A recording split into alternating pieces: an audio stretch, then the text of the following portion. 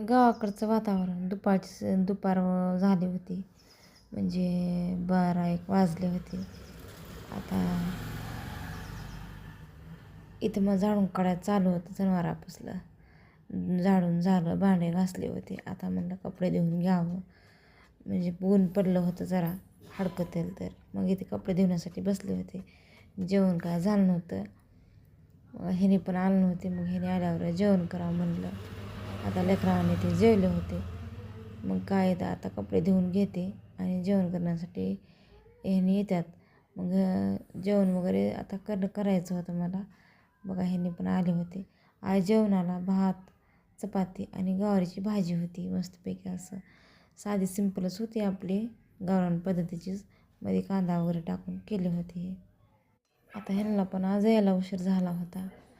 कारण आज शनिवार असल्यामुळं लेकरावाची खूप धावपळ असते सोडण्यासाठी. बघा इथं ह्यांनी आणि मी जेवण करायला दुपारची वेळ होती तर या सगळेजण जेवण करण्यासाठी. तोपर्यंत बाय.